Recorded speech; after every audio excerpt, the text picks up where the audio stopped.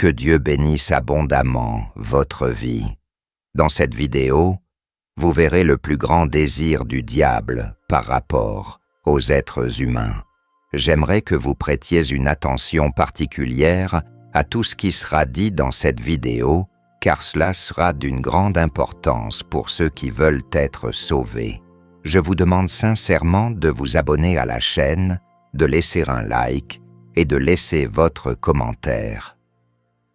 Dans le livre de Matthieu au chapitre 25 et verset 1, la Bible dit « Ainsi le royaume des cieux sera comme 10 vierges qui prirent leurs lampes et sortirent à la rencontre de leur mari.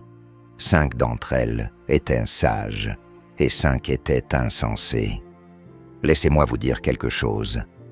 Je sais qu'il y a des gens qui entendent cela pour la première fois. Je sais aussi qu'il y en a d'autres qui ont déjà entendu ce passage et le connaissent même par cœur. Mais je veux que vous compreniez ce que signifie une personne prudente et ce que signifie une personne folle aux yeux de Dieu. La signification du mot « prudent » désigne une personne qui ne recherche pas le danger.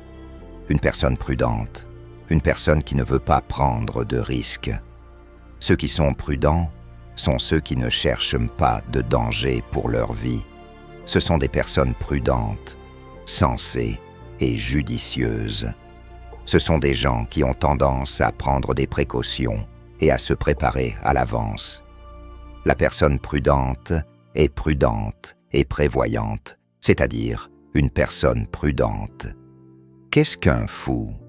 C'est cette personne dont le comportement ou le raisonnement dénote des changements pathologiques dans les facultés mentales, dépourvues de bon sens, insensés, contraires au bon sens. Celui qui a perdu la raison et qui finit par commettre constamment des folies. Jésus a dit que le royaume des cieux est semblable à 10 vierges, 5 sages et 5 folles. Une personne prudente pense à l'avenir, elle pense aux conséquences de ses actes. Une personne prudente, spirituellement parlant, ne met pas son salut en danger, elle ne joue pas avec son salut. Le fou joue avec le péché, il joue avec son âme, il joue avec le diable. Tandis que le prudent fuit le péché, le fou fuit Dieu. Le fou spirituel est tellement fou qu'il n'épargne même pas sa propre vie. Le fou spirituel ne pense qu'au moment présent, à aujourd'hui. Il ne pense pas au lendemain. Il ne pense pas à son éternité. Un fou joue avec des choses avec lesquelles il ne devrait pas jouer. Un fou paie pour voir. J'ai entendu des gens dire des choses absurdes. Une dame a dit qu'elle s'était égarée 3 fois et je lui ai dit « Vous n'avez aucun sens. Un moment comme celui-ci où vous quittez la présence de Dieu est le moment où le diable veut prendre votre âme. » J'ai parlé à des gens qui me disaient comme ça « J'ai trompé mon mari plusieurs fois. Je l'ai regretté. Et puis j'ai encore trompé. Et je lui ai dit « Tu es folle. Tu détruis ta famille. Tu es imprudente avec ta propre âme. » La plupart des accidents de la route sont dus à l'imprudence. Le saviez-vous? La plupart des accidents, des tragédies, sont tous dus à l'imprudence. Vous devez vous rappeler de cet avion qui s'est écrasé en 2016 avec l'équipe de football de Chapecoense. Vous savez que, pour qu'un avion décolle, il est prudent qu'il ait un supplément d'essence. Mais les responsables de l'avion transportant la délégation de Chapecoense n'y ont pas prêté attention. Et selon les enquêtes, il a été conclu qu'une casserole sèche causée par un manque de carburant a provoqué le crash de l'avion. Le manque de prudence a fini par tuer plusieurs personnes sur ce vol. La plupart des accidents se produisent pour cette raison, car les gens paient pour les voir. La plupart des accidents sont causés par des gens qui dépassent alors qu'ils n'étaient pas censés le faire. Ce sont des gens qui sont au téléphone. Ce sont des gens qui sont inattentifs. Les fous spirituels ne préparent pas le retour de Jésus. Ils sont inconscients, inattentifs. Et je vais vous dire quelque chose avec tristesse. La majorité des gens dans l'Église ne sont pas prudents. Malheureusement, la majorité ne sont pas prudents. Jésus parle de 2 groupes de personnes, 5 sages et 5 insensés. Il y a des gens qui font la même chose par rapport à leur vie avec Dieu. Ils disent « Je n'ai plus besoin de prier, comme je priais au début de mon voyage avec Dieu. Je n'ai pas besoin de jeûner autant. Il n'est pas nécessaire d'aller autant à l'église. » Et avec ça, le diable finit par en profiter et s'empare de son âme. Il y a des gens qui en ont assez de regarder, ils en ont assez de prier, ils en ont assez de chercher Dieu. Les sages, en plus de l'huile qui était dans leur lampe, prenaient de l'huile en réserve. Mais les insensés ne prenaient que l'huile qui était dans leur lampe. Ils ne pensaient pas qu'il puisse y avoir un manque d'huile à un moment donné. Si vous n'avez pas l'huile qu'est le Saint-Esprit, vous ne pourrez pas résister aux luttes et aux persécutions. Il y a des gens qui n'ont pas pu supporter la lutte qu'ils ont affrontée. Il y a des gens qui n'ont pas pu supporter le désert ou l'injustice. Jusqu'à ce que tu ailles à la gloire en mourant ou que Jésus vienne te chercher, tu as un voyage et tu dois rester rallumé. Tu ne peux pas être assez fou pour sortir. J'ai parlé à des gens qui m'ont dit « Je ne sais pas comment je suis sorti. Je ne sais pas comment je me suis refroidi dans la foi. » Le fou devient tellement aveugle que quand il se réveille, il est déjà trop tard. Parler de lui, et il n'a pas compris que c'était lui, et il en est arrivé à dire « Cet homme doit mourir ». Et le prophète a dit « Cet homme, c'est toi, David. Sais-tu pourquoi le fou ne voit pas? Parce que dans son esprit, tout va bien. Et quand nous pensons que tout va bien, il est peu probable que nous admettions nos erreurs. Le fou est capable de condamner les gens pour des choses qu'il fait lui-même. Le fou devient aveugle, il disparaît. Et si je suis dans l'obscurité, je tomberai dans le piège du diable, je tomberai dans le trou du diable, je tomberai d'une manière ou d'une autre parce que dans l'obscurité, je ne vois rien.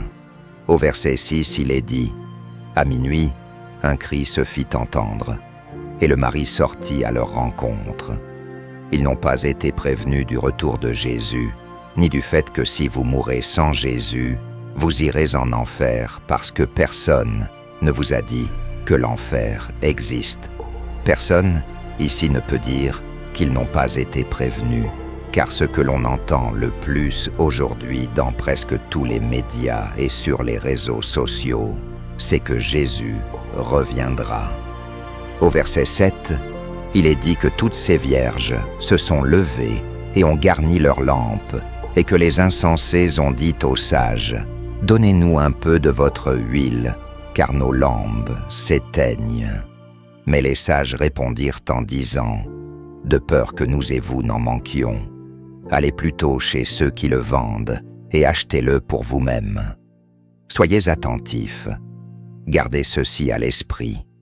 À leur réveil, le marié est venu, et les femmes insensées n'avaient plus d'huile dans la bouteille. Et ils ont dit ceci, « Demandons les prudents. » Mais le salut est individuel. Vous ne vous rangez du côté de personne. Comprenez une chose. Si vous êtes une personne prudente, vous aidez une personne au point de ne pas nuire à sa vie. Vous ne mettez pas votre âme en danger à cause de votre père, de votre mère, d'un membre de votre famille, d'un ami, d'une entreprise, de l'argent, de quoi que ce soit. Si vous êtes une personne prudente, vous pensez de la manière suivante, « J'aide les autres, tant que cela ne compromet pas ma vie. » Dieu, votre objectif principal, devrait être votre salut. Le diable meurt d'envie de vous effacer, car il est le roi des ténèbres et des ténèbres. Il meurt d'envie de mettre ses griffes dans l'âme des fous, qui ne se soucient pas de leur salut, qui remettent les choses pour plus tard. Le diable meurt d'envie de mettre ses griffes dans l'âme des fous à l'intérieur de l'Église, en jouant avec la chose la plus importante, qui est le salut. Les fous s'inquiètent de leur vie financière, de leur vie de famille, de leur santé. Ils ne s'inquiètent tout simplement pas de la chose la plus importante, la vie éternelle. Et les vierges folles ne se sont pas souciées de prendre de l'huile supplémentaire jusqu'à ce qu'il n'y ait plus d'huile et que tout soit sombre pour elles. Alors les plus prudentes ont dit « Oh, si tu veux plus d'huile, alors va l'acheter. Vous devez courir après pour avoir votre rencontre avec Dieu, pour que vous receviez le Saint-Esprit, pour que vous soyez spirituellement bien. Vous devez courir après. C'est votre responsabilité de rester allumé, de rester debout, de rester pur jusqu'au retour du marié. Dieu utilise cette vidéo pour vous avertir. Et je vous préviens, parce qu'il va revenir, et celui qui est allumé peut voir que Jésus est aux portes. Celui qui est allumé sait que le Seigneur Jésus va revenir à tout moment. Maintenant, écoutez ceci. Au verset 10, il est dit « Et comme ils allaient l'acheter, l'époux arriva, et ceux qui étaient prêts entrèrent avec lui aux noces, et la porte fut fermée. Savez-vous qui ressuscitera au retour de Jésus? Celui qui est prudent, celui qui s'est préparé à l'avance. Arrêtez cette affaire de remettre ça à plus tard. Il y a des gens qui disent « Alors je me soignerai, puis je me ferai baptiser, ensuite je changerai. » Certains pensent « Jésus ne reviendra pas maintenant. » Il a lui-même dit qu'il ne connaissait ni le jour ni l'heure de sa venue, et notre devoir, ici, est de vous avertir. Que vous vous répariez ou non, il reviendra. Que vous le croyiez ou non, il reviendra. Et c'est par ce chemin qu'ils allaient acheter l'huile qu'il leur restait. Par ce chemin, les plus prudents sont entrés, et il a fermé la porte.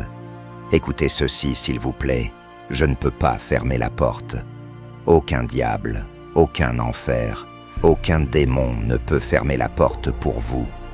Mais le jour où Dieu ferme la porte est révolu. Parce que la porte que Dieu ouvre, personne ne ferme la porte que Dieu ferme. Personne n'ouvre. La porte du salut est encore ouverte pour vous aujourd'hui. Elle ne le sera peut-être pas pour vous demain. Proverbe 1,32 dit « Les insensés sont tués par leur déviation, et les insensés sont conduits à la destruction par leur impression de bien-être. » C'est fou de ta part de s'égarer. Une déviation, une chute peut te faire perdre ton salut. Les fous ont un sentiment de bien-être. Tu sais que tu ne vas pas bien, mais tu fais semblant de bien. Tu sais que tu ne vas pas bien, que tu es effacé, que tu n'es plus le même. Tu sais que tu flirtes avec le péché. Tu sais que tu as une mauvaise vie. Tu sais que ton baptême n'était pas valide parce que tu es retourné à la mauvaise vie. Tu sais que ton nom n'est plus dans le livre de vie parce que tu as plongé dans le péché. Tu sais que ce que tu fais est mal, mais tu penses que tu vas bien. Et c'est fou de ta part de prétendre que tu vas bien. Vous pouvez aller en enfer en allant à l'église. Proverbe 1,33 dit « Mais celui qui m'écoute vivra en sécurité, en paix et sans crainte du mal. » Matthieu 25, verset 11 dit « Et alors, les autres vierges arrivèrent aussi, disant « Seigneur, ouvre-nous. » Et il répondit et dit « En vérité, je te le dis, je ne te connais pas. Veille parce que tu ne sais pas le jour ni l'heure où le Fils de l'homme viendra. » Et crièrent « Seigneur, ouvre la porte. » Mais il était déjà tard. Trop. Quand Dieu ferme la porte, il n'y a pas de cri, il n'y a pas de cri. Peu importe combien il en reste dehors. Au temps de Noé qui a fermé la porte, c'était Dieu, et Dieu a vu la foule crier, pleurer et clamer, et il n'a pas répondu, parce que pendant que la porte était ouverte, ils n'ont pas écouté. Il n'y a pas de cri qui fait que Dieu ouvre la porte.